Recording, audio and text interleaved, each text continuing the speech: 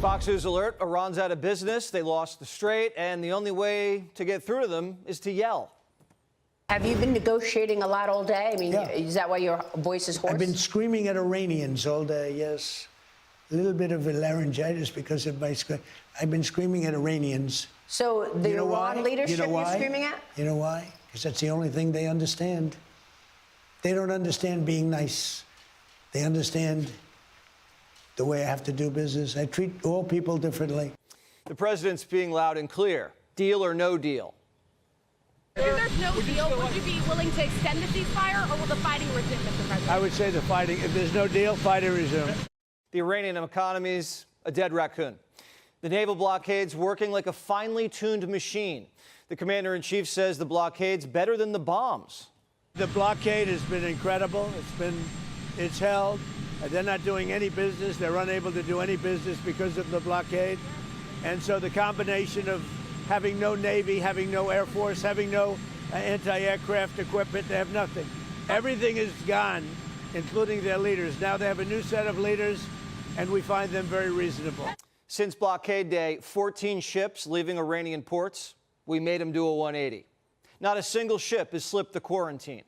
Here's a sailor on board the USS Michael Murphy, one of our destroyers in the Gulf of Oman, telling a merchant vessel, do a Yui. Motor vessel Molly, this is warship 112. We will be escorting you to your next port of call. Thank you for your cooperation. This is warship 112, standing by at channel 16. The regime's not even testing the blockade anymore. In 4 days, we've killed their trade, and now they can't get paid. Here's the chairman of the Joint Chiefs, Raisin Kane. As we started this blockade, there were 7 ships of interest that were of concern for U.S. Central Command. 2 hours and 40 minutes into the blockade, as attempted blockade runners attempt to hop the line. And immediately these runners began to see, sense, and feel America's combat power compressing upon them. We're now 24 hours plus into the blockade. You can see the turning around of multiple ships, 12 of which stayed inside the blockade line, one of which not depicted off to the eastern side, turned around before even attempting it. First it was the Air Force, now it's the Navy. What a two-punch combo. The United States Navy controls the traffic going in and out of the Strait because we have real assets and real capabilities. And we're doing this blockade, performing it with less than 10% of America's naval power. The math is clear. We're using 10% of the world's most powerful Navy, and you have 0% of your Navy. That's real control. They said Trump went to war without a strategy. But a 5-week air campaign, followed by a 5-day blockade, has the Iranians praying to Allah. And these destroyers aren't like the Coast Guard. They're armed to the teeth. Over 500 feet long, they displace 9,000 tons, and it is the sports car of the United States Navy. They stand nearly 10 stories tall, and their 4 gas turbine engines can drive the ship at 30-plus knots.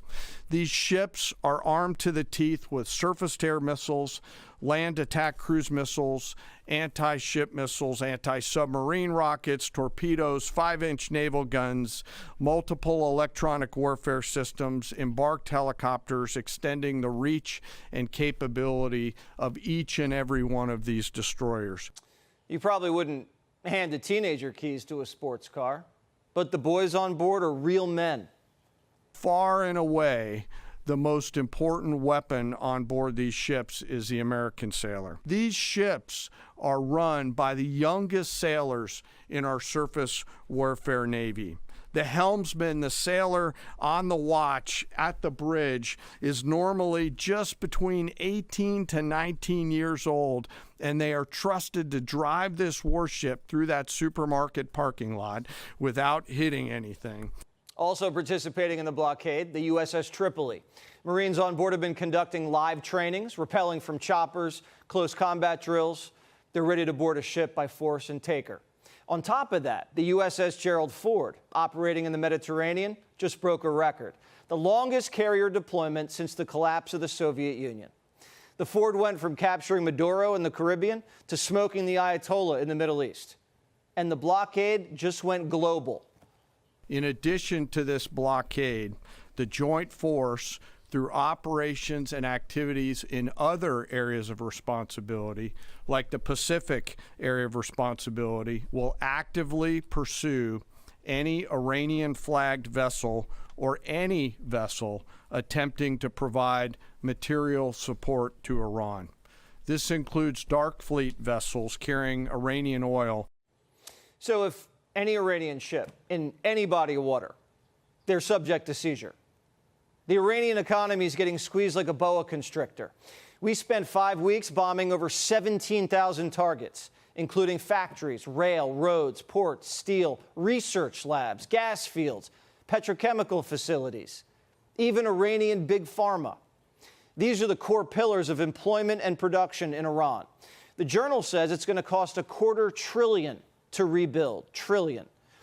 And because of the blockade, no new money's coming in. Time's on Trump's side. This embargo is squeezing the economic life out of the Iranian regime, and the United States has the capacity to continue this indefinitely if Iran chooses the wrong path. Iran's facing economic calamity. 12 million jobs, half of Iran's workforce, is set to get doged. They can't rebuild themselves, and they can't import anything.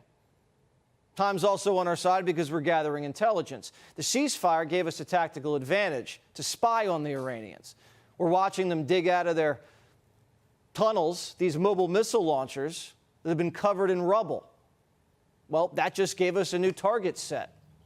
You are digging out your remaining launchers and missiles with no ability to replace them. You have no defense industry, no ability to replenish your offensive or defensive capabilities. You only have what you have. You know that, and we know that. You can move things around, but you can't actually rebuild. You can dig out for now, but you can't reconstitute. But we can. We are reloading with more power than ever before. The ceasefire gave both sides a break, even though they needed it a lot more than we did. It played right into our hands, with bridge and power plant day still hanging over their heads. We are locked and loaded on your critical dual-use infrastructure, on your remaining power generation, and on your energy industry. We'd rather not have to do it, but we're ready to go at the command of our president and at the push of a button. The Iranians can't afford to sustain any more damage. Plus, they just lost one of their favorite weapons, their proxies. Hamas and the Houthis, they've been AWOL, and Israel and Lebanon just signed a 10-day ceasefire. That includes Hezbollah. Israel and Lebanon have tried to make peace before. What's going to be the difference this time? Me. I'm with you. Big difference. Me. So the Iranians can't fight back, can't rebuild, can't trade or make money. And they can't communicate because they're underground without command and control, phones, and Wi-Fi. But the deal that's probably on the table is sanction relief, the West will invest, if they give up every single ounce of uranium. Very important is that Iran does not have a nuclear weapon, and they've agreed to that. Iran's agreed to that, and they've agreed to it very powerfully. They've agreed to give us back the nuclear dust that's way underground because of the attack we made with the B-2 bombers. So we have a lot of agreement with Iran, and I think something's going to happen very positive. The president's bullish right now on a deal. So bullish, he might even fly across the world to put his Sharpie to a treaty. I would go to Pakistan, yeah. Pakistan has been great. They've been so good. Islamabad, I might go. Yeah, I might go. If the deal is signed in Islamabad, I might go. The field marshal has been great. The prime minister has been really great in Pakistan. So I might go. They want me. Be sure to like and subscribe for all the Fox News latest on YouTube and catch full shows streaming now on Fox One.